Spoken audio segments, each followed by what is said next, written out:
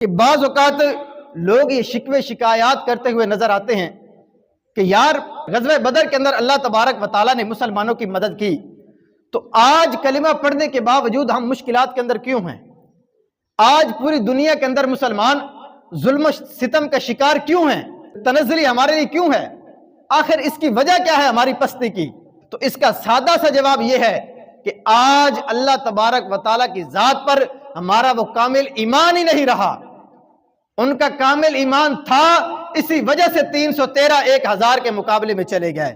ان کا کامل ایمان تھا، اسی وجہ سے 8 تلواروں کے ساتھ وہ 1000 بندے سے لڑنے کے لیے چلے گئے۔ جب وہ چلے گئے تو اللہ تبارک و تعالیٰ نے بھی ان کی مدد کے لیے فرشتوں کو نازل فرما دیا۔ آج وہ ہمارا ایمان ہی نہیں رہا۔ جب وہ ایمان کامل نہیں رہا تو اس لیے ہماری مدد بھی نہیں کی جاتی۔ فضائے بدر پیدا کر، فرشتے تیری نصرت کو اتر سکتے ہیں گردوں سے قطار اندر قطار۔ اب بھی فرشتے مدد کے لیے اتر سکتے ہیں، لیکن اس کے لیے ضروری کیا ہے کہ بندے کو وہ فضائے بدر بھی پیدا کرنی پڑے گی، ان جیسا ایمان بھی لانا پڑے گا۔ اللہ تبارک و تعالیٰ کی ذات پر، دین اسلام کے اوپر وہ کامل ایمان رکھیں گے تو ہی اللہ تبارک و تعالیٰ ہماری بھی مدد فرمائے گا۔ لیکن ہم وہ کامل ایمان ہی نہیں رکھیں گے۔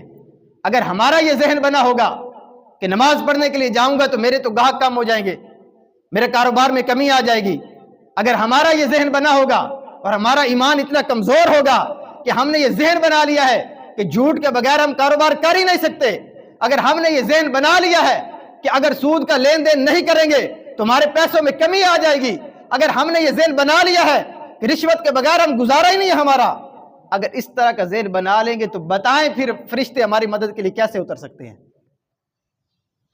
وہ ہمارا ایمان کہاں گیا؟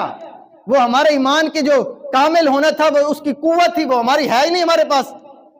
اگر ایمان کامل ہوتا تو اللہ تبارک و تعالیٰ کی ذات پر ہمارا بھروسہ اور یقین ہوتا کہ ہم نماز پڑھنے کے لیے جائیں گے، بھلے 1000 کسٹمر بھی چلے جائیں، اللہ تبارک و تعالیٰ جو مال مجھے عطا فرمائے گیا اسی کے اندر اتنی برکت مل جائے گی کہ میں کبھی بھوکا نہیں مروں گا۔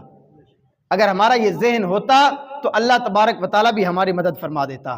اگر ہمارا یہ ذہن ہوتا کہ میں نے سود کا لین دین نہیں کرنا، اللہ رسول کے ساتھ جنگ نہیں کرنی، یہ حرام ہے، اللہ تبارک و تعالیٰ ہمارے بقیہ مال میں اتنی برکت دے دیتا کہ ہمیں سود کی ضرورت ہی نہیں پڑتی۔